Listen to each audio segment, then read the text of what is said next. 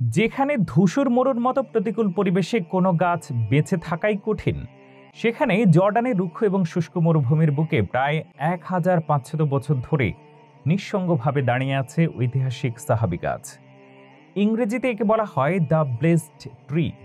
মুসলিমরা এই গাছটিকে বলেন সাহাবি গাছ, কারণ বিশ্বাস করা হয় নবুয়তের পূর্বে মাত্র 12 বছর বয়সে রাসূল সাল্লাল্লাহু আলাইহি সাল্লামের চাচা আবু তালেবের সঙ্গে সিরিয়ার বাণিজ্য সফরে রওনা হন তিনি।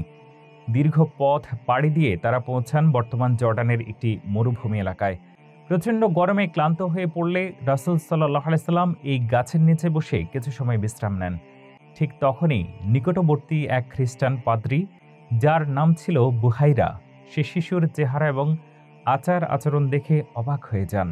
তিনি আগে থেকেই বিভিন্ন ধর্মগ্রন্থ অধ্যয়ন করে জানতেন শেষ নবী পৃথিবীতে আসবেন এবং তাঁর কিছু নির্দিষ্ট বৈশিষ্ট্য থাকবে।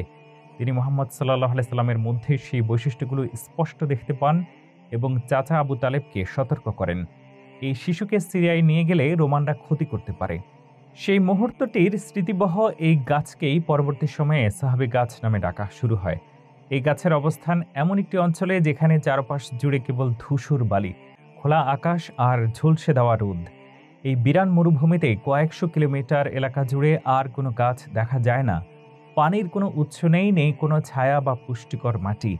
অথচ এই গাছ আজও বেঁচে আছে, প্রাণবন্ত এবং ছায়াময় হয়ে।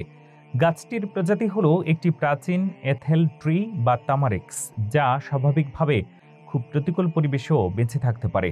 তবে গবেষকরা বলছেন এই গাছের শিকড় বহু ফুট গভীরে চলে গেছে এবং মাটির নিচে যে সামান্য আর্দ্রতা আছে তা থেকে সে টিকে আছে। বিভিন্ন গবেষণা অনুসারে এই গাছের বয়স 1400 থেকে 1500 বছরের মধ্যে। একে ঘিরে কোনো আধুনিক জলসেচ ব্যবস্থা নেই। এর জীবনচক্র এখনও অনেক প্রশ্নের জন্ম দেয় পরিবেশবিদ এবং জীববিজ্ঞানীদের মনে। তারা বলছেন এটি কোনো সাধারণ উদ্ভিদ নয়, এটি টিকে আছে তার নিজস্ব প্রাকৃতিক বুদ্ধিমত্তা ও পরিবেশের সাথে মানিয়ে নেওয়ার অদ্ভুত ক্ষমতার কারণে। তবে গাছের আশ্চর্যজনক দীর্ঘায়ু এবং অবস্থান একে করে তুলেছে বিশ্বের অন্যতম প্রাকৃতিক বিস্ময়। প্রতিদিন বিশ্বের নানা প্রান্ত থেকে মানুষ সাহাবী গাছ দেখতে আসেন। কারোর জন্য এটি ঐতিহাসিক কৌতূহলের বস্তু, কারোর জন্য আধ্যাত্মিক অনুভূতির উৎস, আবার কারোর জন্য শুধুই প্রকৃতির এক অলৌকিক সৃষ্টি। অনেকে গাছের নিচে দাঁড়িয়ে নামাজ আদায় করেন, দোয়া করেন কিংবা নীরবে শ্রদ্ধা নিবেদন করেন।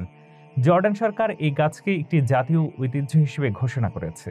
গাছের চারপাশে একটি ছোট সুরক্ষা বেষ্টনী গড়ে তোলা হয়েছে। বসার স্থান, তথ্য বোর্ড, প্রার্থনার জায়গা সবই রয়েছে সেখানে।